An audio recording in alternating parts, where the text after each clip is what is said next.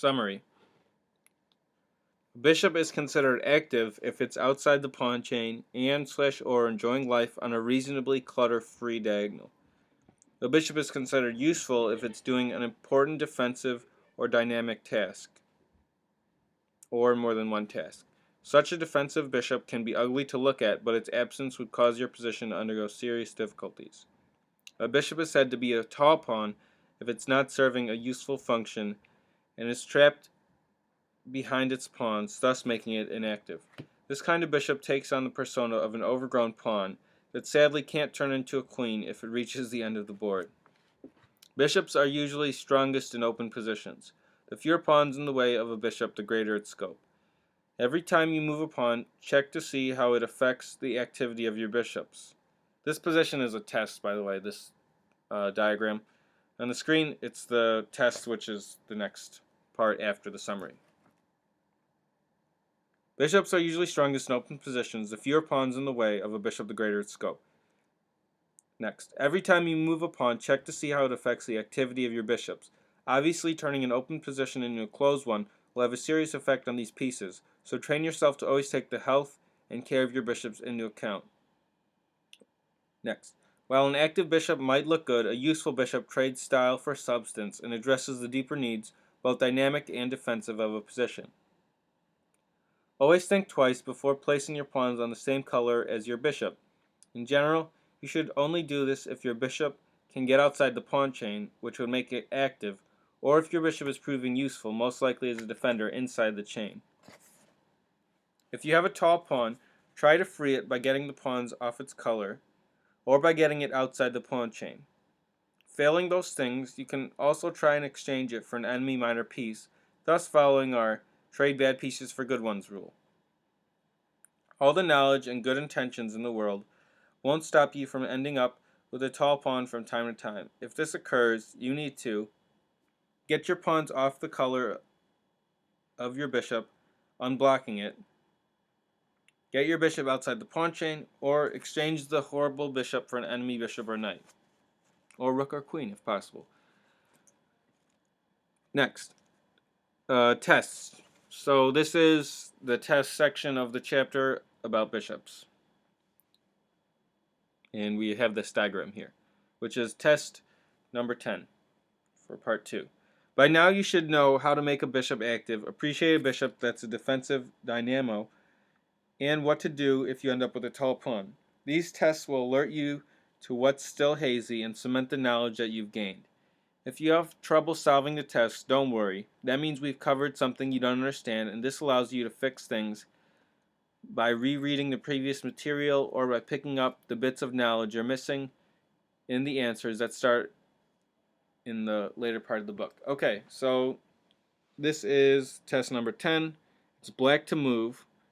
The level is 1600 to 1800 rating strength. So I'll pause it here if you want to try to solve it. It looks like F5 was just played. So pause here or forever hold your peace.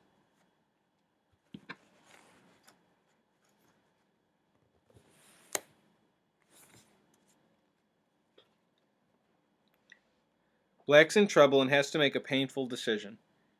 Should he capture on d5 or retreat his light-squared bishop? Giving up the bishop isn't something one would normally want to do. It's not only a useful piece, but after bishop takes b5, both e takes d5, threatening to make use of the e4 square with g4 and knight g3, while also looking forward to an enduring attack against black's king, and c takes d5, intending to continue with the usual kingside attack via rook b to f1, g3, g4, g5, etc. Both of these, c takes and e takes d5, favor white. However, like it or not, black must play that way. Why the urgency? Why create a tasty square for white's pieces or leave white with a ready-made kingside attack? Why willingly go into an inferior position? The answer is twofold. First, you are already in an inferior position as black. We're seeking damage control, not equality. In other words, you need to be realistic. Second, the retreat leads to a far worse situation. Explaining the rating spread. Though I doubt everyone would notice the potential strength of capturing away from the center with e takes d5, though white's kingside attack after c takes d5 is pretty obvious, the real question is whether or not a player will see that f5, f6 is doable after bishop to d7. Since a glance will tell black that his f6 square is adequately covered.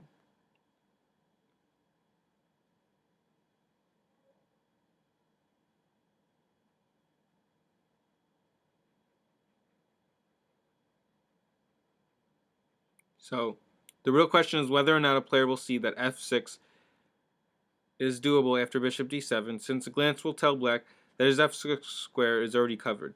This makes the problem more than just a don't let your bishop get entombed walk in the park. I would expect many Class C players to see the downside of bishop takes d5, but I would also expect many in the rating group to simply miss the tactics that make f5, f6 gin. Okay, so let's look at that. So now if knight takes, then we have bishop to g5, which is really strong. Wins a piece. And if bishop takes, this is check. Just devastating because white is going to have an excellent attack. And actually this loses a piece too because they have to take back now. So f6 is really strong, and then if we have to play here, it's like stuff we looked at before, and maybe g4, g5. It looks really horrible. Oh, okay. I guess it's gone through, but let's keep going through the analysis. Bishop d7 question mark. Like it or not, bishop takes d5 followed by knight d4 had to be tried. f6. Bishop h8. The pawn can't be taken.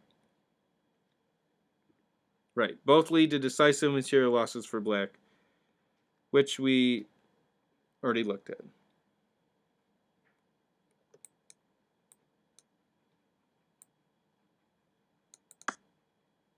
Bishop h6. Winning the exchange while also intending to follow up with a good old-fashioned entombing. Of course, g4 followed by g5 would be the normal recipe, since white would in effect be a piece ahead. That alone would be enough to make any sane person chop on d5 via bishop takes d5. Don't allow your pieces to be entombed. But why not pick up a rook and stick the bishop in a coffin too? Remember that in chess, greed is often a good thing. I should mention that bishop g5 with the idea of knight e7 check is extremely strong also. After bishop h6, may I dare suggest that knight d4, knight e7 check is black's best option? His suffering would end and the spectators would enjoy a good laugh. Other moves are just as joyless for black.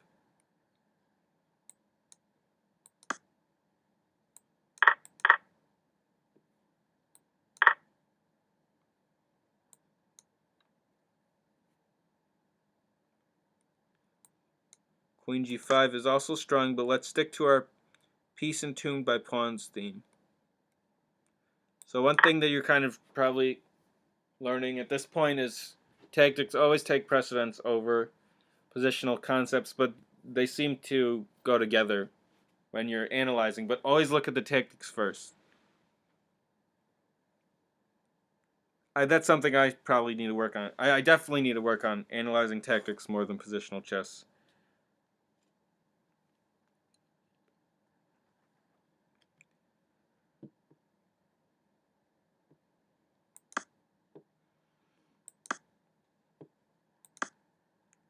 And black should resign. He's literally a rook down. Since the thing on h8 may think it's a bishop, but we know better.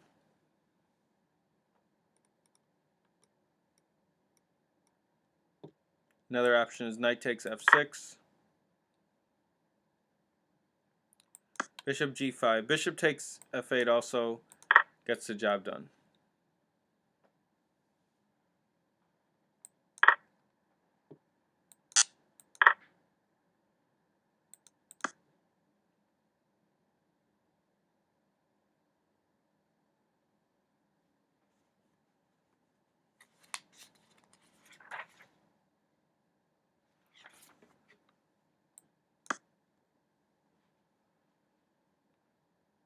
This offers black one of those I better resign before anyone sees me playing this position moments. So right, capturing is pretty devastating. Check. Okay. So this is a really good puzzle. Bishop takes d5 is the best move.